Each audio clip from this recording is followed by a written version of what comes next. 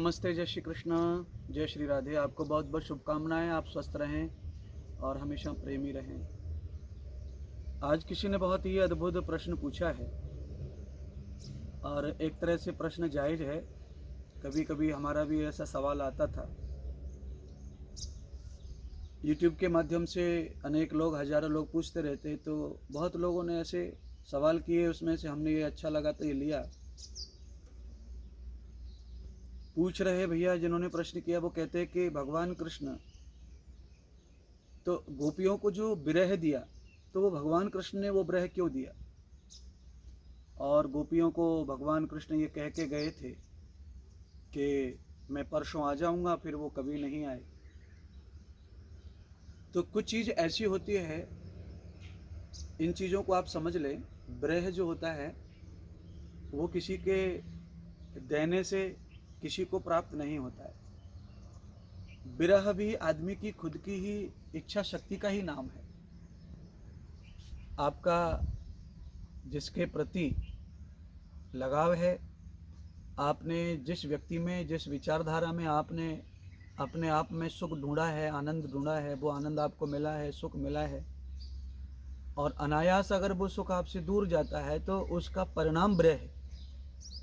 इसमें भगवान कृष्ण ने विरह दिया गोपियों को, ये बिल्कुल दिया जाने वाला सवाल ही नहीं आता है। वो देने का विषय ही नहीं, क्योंकि विरह जो है वो उत्पन्न होता है, दिया नहीं जाता है। मलाई को जैसे बनाया नहीं जा सकता है, मलाई पैदा होती है अग्नि के संग में आके दूध में।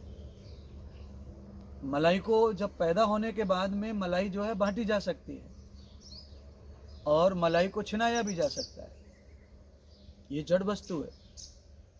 पर उसका पैदा होना दूध में से अग्नि की संगति में आकर ही पैदा होता है।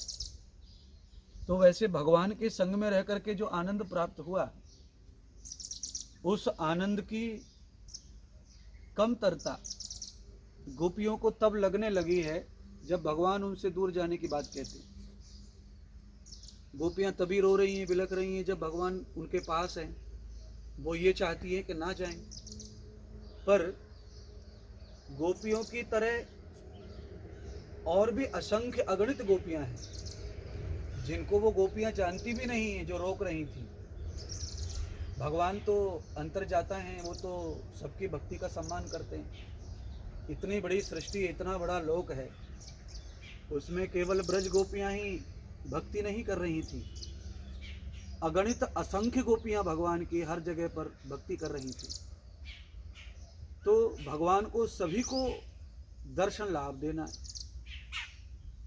अब रही बात इस बात की कि गोपियों को विरह क्यों दिया भगवान ने। वो परसों का कह गए थे, फिर लौट के नहीं आए, तो एक तरह का ये धोखा ही हुआ।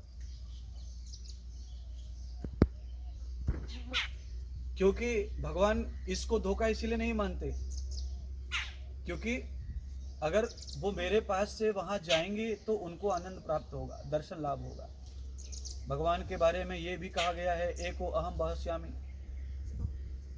एक से अनेक भी भगवान हो सकते हैं। पर भगवान कृष्ण योगेश्वर जो है मानव शरीर में आए थे, उन्होंने ये लीलाएं नहीं की। भगवान जर्रे जर्रे में, कण कण में व्यापक है, वो कहीं भी प्रस्तुत, कैसे भी प्रकट हो सकते हैं सबके लिए, क्योंकि वैसे भी भगवान सबके हृदय में है। पर संसार में मन बुद्धि अंतःकरण के द्वारा जब भगवान को समझा जाता है, उस स्थिति में भगवान साकार के रूप में ही ग्रहण किया जा सकता है, स्वीकार किया जाता है। क्योंकि मन बुद्धि चित्त अहंकार आदि जो है ये जड़ है और ये शरीर से इनका संबंध है। तो इसके शरीर के द्वारा जिन चीज़ों को फॉलोअप किया जाता है, जिन चीज़ों से सुख दुख आता है या लिया जाता है, तो उनको मन बुद्धि चित्त साकार रूप में ही देखता है। तो भगवान कृष्ण को आदर्श मानव, सिद्धांत मानव, पौरुष्य मानव मान करके गोपियाँ भगवान के रूप में देखती हैं। तो उनकी जो आसक्ति है वो भगवान से जुड़ जाती है, जो होनी चाहिए। संसार से, औलाद से, परिवार से उनकी आसक्ति छूट गई थी। मेरा तो आधार गिरधर गोपाल, तो उनकी आसक्ति इस प्रकार की थी, मेरा तो आधार गिरधर गोपाल, यानी कि उनके जीवन में सब कुछ नष्ट होकर एक ही चीज बची, कृष्ण। और वो एक ही चीज बची है और वो भी दूर हो जाए तो विरह आना संभव है। विरह आएगा, दुख आएगा, क्लेश आएगा, क्योंकि एक आधार तो हर भक्त का होता है, परमात्मा।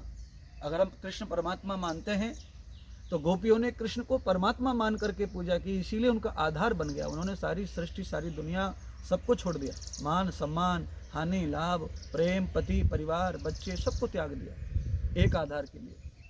तो उन्हें प्राप्ति होगी आनंद की, सुख की, दिव्यता की, ऊर्जा की, और उन्हें दर्शन भी हो गया महाबली का, महाविराट का।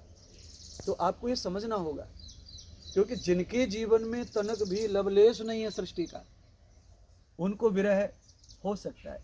पर जिनके जीवन में तनक भी लवलेश है, पर्याय है, भगवान के सिवाय और कुछ भी सुख के साधन के रूप में, उनको विरह नहीं होता है, उनको केवल क्षणिक दुख होता है। तो वो क्षणिक दुख जो है वो विरह में नहीं आता है। विरह वास्तविक पीड़ा है, और जो क्षणिक कष्ट होता है वो पीड़ा नहीं है, वो अनुवृत्ति, अनुभव है मन का, इंद्रियों का। क्योंकि जो सुख हमें क्षणिक मिलता रहता है, वो अगर जाए तो उसके लिए हमें दुख भी होने वाला है उतना, उसके बाद हम नॉर्मल हो जाते हैं, क्योंकि हमारे पास पर्याय है दूसरे। गोपियों के पास पर्याय नहीं था, इसीलिए उसको विरह का नाम दिया गया। अगर आज मान लीजिए मैं आपसे अचानक बोलना बंद कर देता हूँ, बोलते मैं पहले खूब प्यार देता हूँ, फिर बोलना बंद कर देता हूँ, फिर किसी भी स्थिति में बोलना नहीं चाहता, तो आपको कष्ट हो सकता है, क्योंकि आपको फीलिंग्स आएंगी जो पहले आप अनुभव ले रहे थे, आनंद ले रहे थे, उन फीलिंग को रिपीट करना है दिल में, दिमाग में, तो दुख होता है, कष्ट होता है। पर वो क्षणिक है, धीरे धीरे आपका मन इधर उधर चला जाता है, बुद्धि चली जाती है, और आप पर्याय के रूप में ढूंढ लेते हैं सुख अपना टाइम पास। तो आप उस चीज़ से दूर होने लगते हैं और दूसरी जगह सुखी होने लगते हैं। तो ये क्षणिक चीज़ है, इसको ना विरह कहते हैं, ना भक्ति कहते हैं, ना समर्पण कहते हैं, और ना ही इसको लगन कहते हैं। गोपियों की लगन थी, समर्पण था, भक्ति था, क्योंकि उनके जीवन में दूसरा कोई पर्याय ही नहीं था। तो आपको ये समझना होगा। दूसरा प्रश्न यही दोबारा रिपीट करते हैं कि गोपियों को विरह क्यों दिया? तो गोपियों को विरह दिया नहीं, विरह भक्ति का ही एक रूप है। जब आदमी की भक्ति पूर्णतः सिद्ध हो जाती है तो विरह उसमें पैदा ही हो जाता है। विरह का मतलब होता है करुणा, विरह का मतलब कष्ट नहीं है, करुणा है। और वो करुणा आप देखेंगे, गाय और बछड़े के मिलने पे करुणा जो पैदा होती है ना, वही करुणा गाय और बछड़े के बिछड़ने पे होती है। मिलने पर जो करुणा जो गाय और बछड़े में पैदा होती है, माँ बच्चे में पैदा होती है, वही बिछड़ने पर भी होती है। वही आतुरता, बॉडी के जो तत्व हैं, बॉडी के जो अंदर घट है, बॉडी के अंदर जो विटामिन है, बॉडी की हलचल है, वो माँ बेटे के मिलने पर, माँ बच्चे के मिलने पर और बिछड़ने पर सेम हो जाता है। बॉडी के अंदर वो एक्टिविटी सेम होती है। तो भगवान के मिलने का आनंद जो था नहीं, भगवान को समझने से गोपियों को जो भक्ति आई, उस भक्ति में भगवान को जाते हुए देखा, तो विरह होना संभव था। और वो धर्म है भक्ति। भगवान ने गोपियों को विरह नहीं दिया, भगवान सबके लिए आए थे, उनको असंख्य अगणित गोपियों का, भक्तों का कल्याण करना।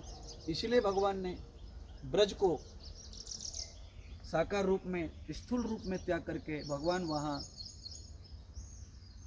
शाश्वत रूप में समाये रहे गोपियों में, और भक्ति गोपियाँ करती रहीं, और उससे हमेशा ध्यान बना रहता है।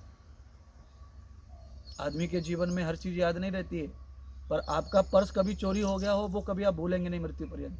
तो ऐसे समझ लो जैसे आपका धन चला गया तो आप उसे कभी नहीं भूलते, तो आप भगवान अब आपसे दूर हो रहे, तो आप उस स्थान को, उस घटना को जीवन में नहीं भूलेंगे, और उसे नहीं भूलते, इसीलिए आपकी निरंतर उनके प्रति आसक्ति, ध्यान बना रहता है।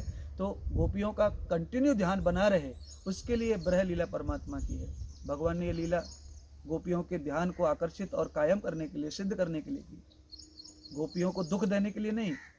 गोपियों को दुख का अनुभव हुआ, जब भी भक्ति शुद्ध हो जाती है तो आंसू बहते हैं ना, इसी को विरह कहते हैं।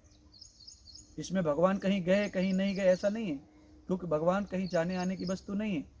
मैंने पहले कह दिया, भगवान शाश्वत रूप में समा गए गोपियों में, और भगवान नश्वर रूप में चले गए, क्योंकि उनको इस काया से अनेक जीव जंतुओं का, अनेक भक्तों का कल्याण करना था। आपको समझ में आया हो तो मैंने ये बातें आपके सामने रखी हैं। विरह भक्ति का ही एक पार्ट है, विरह कोई कष्ट का, दुख का पार्ट नहीं है। गोपियों की विरह लीला एक भक्ति का ही पार्ट है, अंग है।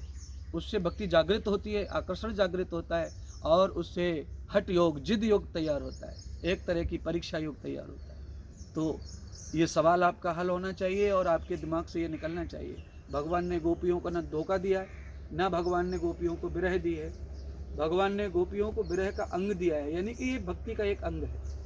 बहुत बहुत धन्यवाद, आप समझेंगे इस बात को।